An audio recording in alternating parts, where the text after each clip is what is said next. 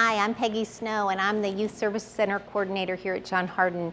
And tonight we have a really cool event. It's our first spring read ever here at John Hardin, and our book is When We Were Lost. And we did a school-wide read where we allowed any student that wanted to sign up could sign up to read the book and then come in tonight and discuss the book with their peers. It's a student-led event. They're going to lead the discussion and discuss all the aspects of the story.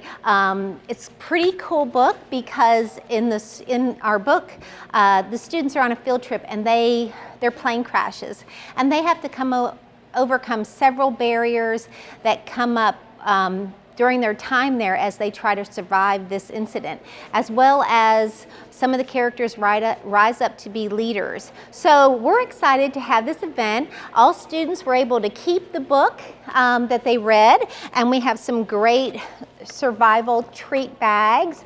And for me, as the youth service coordinator, I was really looking for an event that would help our students re-engage with the academic process in a small group atmosphere. Now that we're coming back to school with our mask and with our safe distancing, we could have some small group discussions and a small event. So we're really excited to kick off this event tonight and have the kids come in and share time together.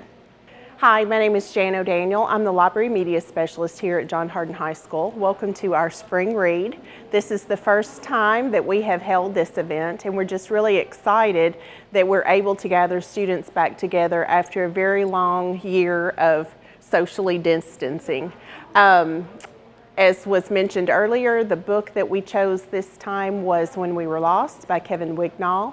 And what's really exciting is that Peggy and I received an email from Mr. Wignall about a month ago. He had received a Google alert due to our advertisements on social media. So we received an email from the author. He told us that he was thrilled that we were hosting an event and had chosen his book for this, and invited us to ask questions if we had any. So one of the activities we're going to engage in tonight is I'm going to give the students a chance to choose one. If they could choose one question to ask the author, I'm going to let them write that down, and we'll submit those to Mr. Wignall and see what happes. Let's start off with one of the specific questions, since we already sort of chatted about it quite a bit. Describe Joel. Stupid. That's an interesting description word. Well, he literally thinks the first thing in his head is what he jumps on, even if it makes no sense. Yeah. He has the attitude of a leader, but he lacks the very important skills that a leader has. He's like the brawn else. He's the kind of brawn that a leader has. The ability to draw people in and be like, this is what we need to do. But the problem is he lacks the understanding that when you have a group of people, someone's going to be better at something than everyone else. He refuses to accept that and just assigns other people for the task. And just the fact that he just wasn't that educated. Like, everything he said made no sense. Like, how are you not going to have a fire when night's coming? Or a fire at all? Yeah. He built the fire behind. You're in the middle of a jungle. Even if you're not all the way at the equator, you know that you're somewhere closer to the equator than the U.S. Yeah. In the middle of the day, forcing people to carry, even if it's not heavy luggage, a lot of luggage up a hill. Shen must have thought, seeing that someone's gonna have a heat stroke. Well, someone did. And someone did, yeah. You know, to be honest, I don't really know what part of the book stuck out to me. Maybe it was the fact that Tom was the underlying dog. Like, he was such an underdog, but I think every main character that doesn't want to be the main character. Jeremy, what part of the book stood out to you? I don't really know.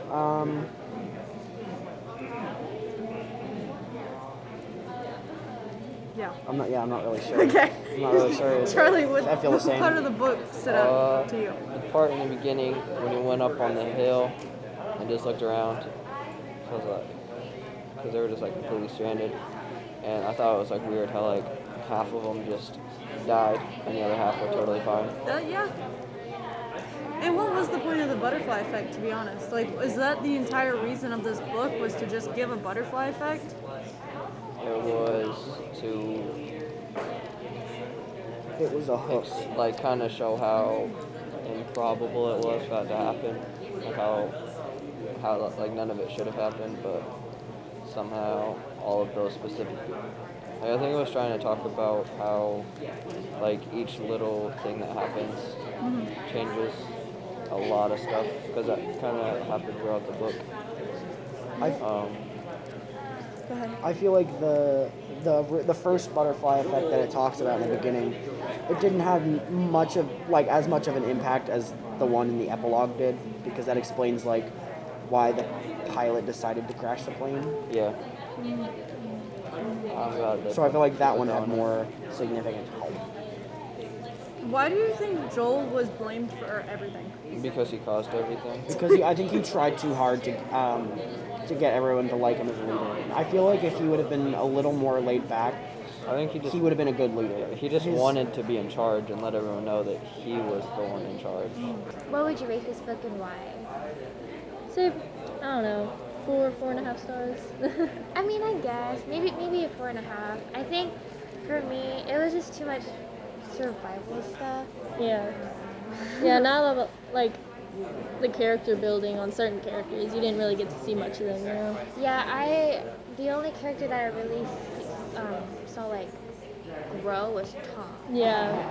But he Like didn't- Alice, you didn't really get to know her, or like how she grew throughout the story. Joel just kind of stayed like the same. Yeah, he was reluctant to change. He didn't really care Like, he about would it. say, "Oh, if you want to be a leader, go ahead." But Yeah, didn't he want was that. very like salty about it. Right, You know? he really was. He really was. Yeah. I mean, I guess Tom didn't really change either. Like, he still tried to keep to himself even through the end. Yeah, because he was still like, well, I could just go off on my own, have my little friend group, which is like half the people now. Why'd you say you gave it a 3-star rating? I mean, it's got a good story. It just wasn't like, the most developed. Like it's plot driven, right? That's the thing that bothers me. And maybe he did this on purpose because have you read Lord of the Flies at all? No, I haven't either. I've tried to get into it. It's kind of boring, but to be honest. But like that, he was trying to do a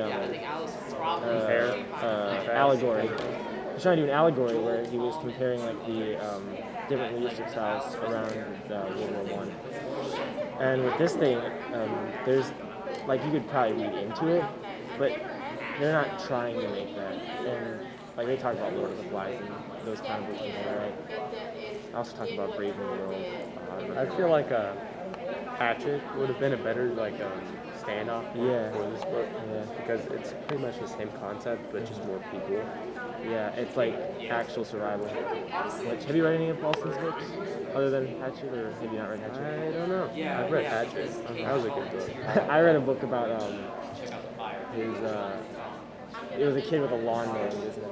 So he writes different stuff. And like the reason he writes that survival stuff is because he participated in the Interrog, which do you know what that is? It's a race they have up in the Arctic of like dog sleds. You were actually going to jump down to see if anybody survived, which was Right. very unlikely because there was only about like 6 or 7 of you guys that survived that you knew of, and then you saw a couple dead bodies where you were. So I mean, how would you know? Why would you make the risk of breaking your legs and being in an unknown terrain with no plan at all, and then break your legs and you'd be stuck there? And you'd be stuck. And I know the students wouldn't do it because come down to save you because they seem He selfish. tried to do the same thing with what's his face, Charlie. Yeah, the he one was that gonna stuck try in and- the tree. He tried to get him down, but when he actually finally got down to there, he realized it was too high to get to him.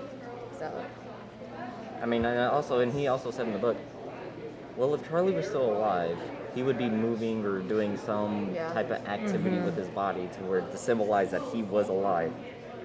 But he said, this man is dead stone cold. Yeah. He has not moved unless he is really good at playing dead. Because I mean, kudos to him for actually being able to play dead for that long. kept me on the edge for sure. I'm like, I gotta keep reading. I have to keep reading. I gotta On find the out edge what's of gonna my happen seat. next. Yeah. I don't know. I was trying not to be on legit the edge of my seat though. Yes. I was almost on the edge of my seat a few times though. Yeah, you don't want to like second guess it and then it be like totally different. Exactly. Yeah. So, which parts of the book stood out to you? I think that the beginning of the book, when one of them said that the plane was gonna crash and he was joking, and then it actually ended up crashing. I think it was Charlie. I think so. Yeah, Charlie was one joking about it. And then Charlie ended up dying. Yeah. Oh my god, just. Oh. Charlie? I'm pretty sure it was Charlie. The teacher. She was one of my favorite characters. Miss Graham. Miss Graham, yes. Oh, it was Chris, not Charlie. Chris. Okay, yeah, Chris. Miss Graham was like a very positive person. Yeah. And then she just like. And then how she was like scared of of the whole thing. Like, I think it was turbulence. Yeah, she was scared of the turbulence. And then, they were like, oh, it's just normal. And then, I learned a lot out of this book. I think I enjoyed the kind of teenage aspect of it. There were no adults in the book, really. There was just teens having to survive out in the wilderness. It was kind of I wouldn't say it brought a realism to it because, it's far-fetched from any point of view. But I think that adolescence brought a really unique point of view to it. And I think the book would have been a flop without it, honestly. I like the fact that there really isn't a antagonist of the story. There's people who were worse at what everyone was trying to do good. The point of the book was for them to survive, but others were just not doing what needed to be done, and it cost both lives, time, and the safety of others. And I think the fact that there is no antagonist, that everyone in their own right is trying to be a protagonist, I kind of liked that. What I enjoyed about the book was the fact that it was such an unexpected situation, and somehow all of the characters, except for 3, made it out alive. No matter, even if they only had zebra cakes and apple juice or water. Kind of unexpected, but really made for a different book that I'm used to reading. To be honest, I don't think there was any symbolism.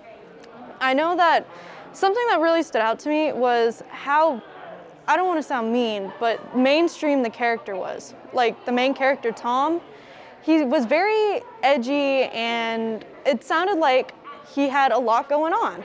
It was different for a character, but it sounded very Batman-y to me.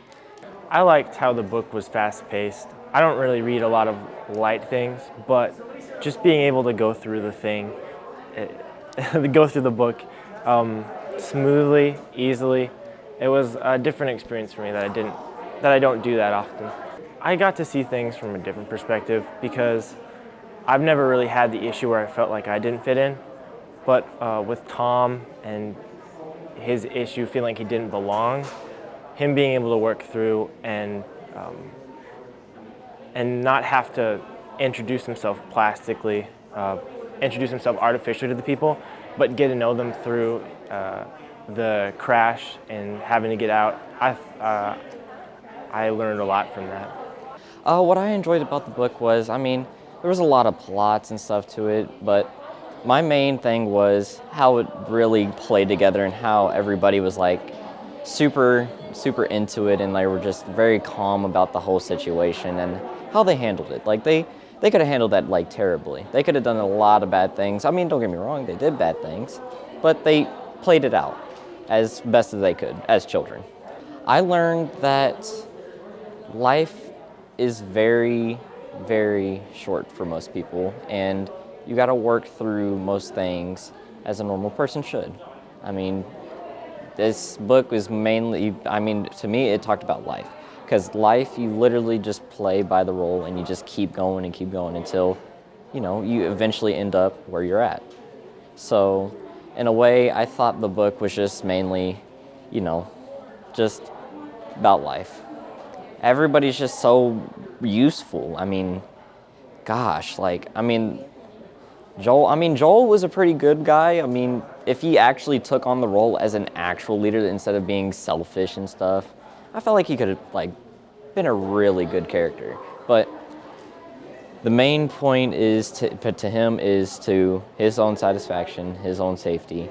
But Joel is more of a protagonist for me due to the fact he was the most realistic one. I mean, if any of us are in that situation, we're gonna do the best for us, not for anyone else, because I mean, our life really we care about our life. So what I really liked about this book is how it was like kind of fast-paced and like an easy read. So there's like constantly something going on that like you could keep up with, and it was like interesting and like kept you interested like throughout the whole book.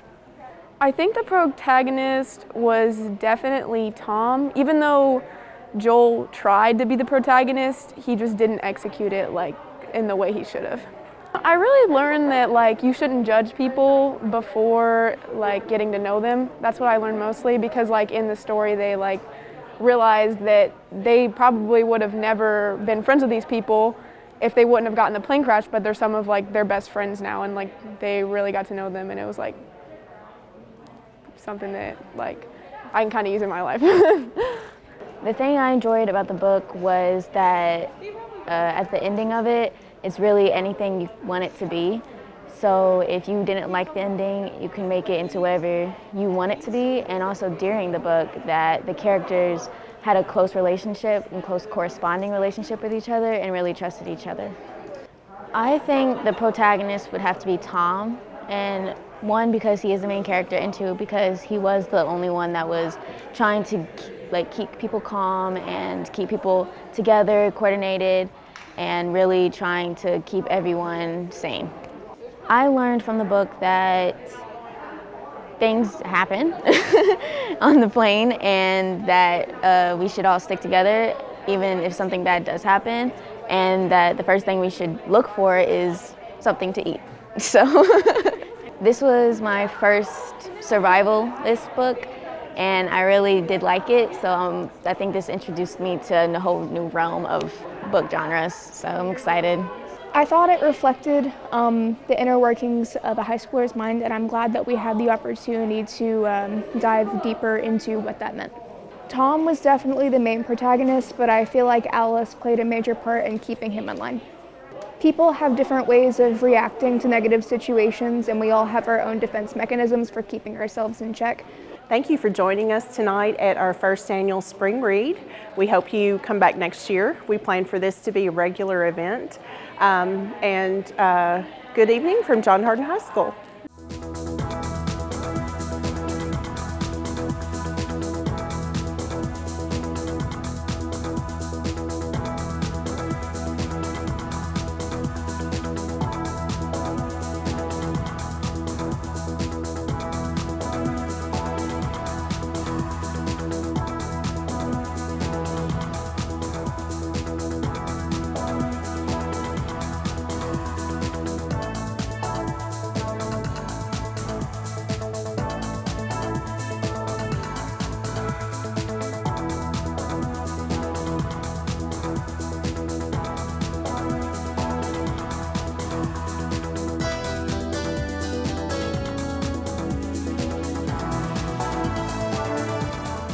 Good morning, ladies and gentlemen, and welcome to Cecilia Valley Elementary. We are on site today of their playground and super excited at something wonderful that's happening here today. Some of you may have heard of the buddy benches. Buddy benches will be shared in just a moment with guidance counselor, Ms. Tiffany Newman, as to how special they are. But we are here today with Ms. Diane Kennedy and many other members from the American Legion Post 113. These wonderful gentlemen and ladies have served our country, and now they're serving in our community. We cannot thank them enough for all that they do, and now they're continuing to give back to others in this buddy bench. Tiffany, will you share a little more about the purpose and how this buddy bench came about? Yes. Thank you, Janae. We are so excited to have this buddy bench at Cecilia Valley. You know, in our school counseling lessons, we talk all the time about making sure that all students feel included. And on the playground, it's a great time for students to make new friends. And so we are so excited to have this bench here as a visual for our students to make sure that all students have a buddy. So if a student is sitting on the bench, by themselves, then that's a visual cue for our students to know that this student needs a friend to play with, so they can come over, invite them to play, and just be a buddy for them. So we are so excited to have this at our school. And now Miss Diane Kennedy from the American Legion. Okay, I'm part of the American Legion Unit 113, and the American Legion has 4 families. We have an auxiliary, we have the Legion, we have Sons, and we have the Riders. Awesome. So our whole group got together and collected bottle caps, which is part of the recycling program for the Buddy Bench. And we know it's such a good program for children in our community to help with sometimes some issues of bullying or being felt included, as Ms. Newman mentioned. So we are dedicating this bench from the American Legion Auxiliary Unit 113 to Cecilia Valley. Thank you so very much, Miss Kennedy. Another significant thing about this Buddy Bench that I want to share before we close is that the Auxiliary Unit 113, they did this throughout the pandemic. While many people stopped and the world did have to have a pause and a shutdown, they did not. They continued to collect in their homes and move their mission forward. This is one of 5 benches that they'll be delivering today. They will be visiting 4 other elementary schools. So if you're out in the community, be on the look for the American Legion Auxiliary Unit 113 and their dedication in the representative of this bench. We thank these boys and girls today, and they were brought to you by wonderful Miss Donna Probst, the FRC Family Resource Center Coordinator here at the Valley. Thank you so much, American Legion. We really appreciate this donation to the of the Buddy Bench. We really could not do what we do each day without community support. So we just want to say a huge thank you, and we look forward to using this bench for many years to come. Boys and girls, we all want to say thank you.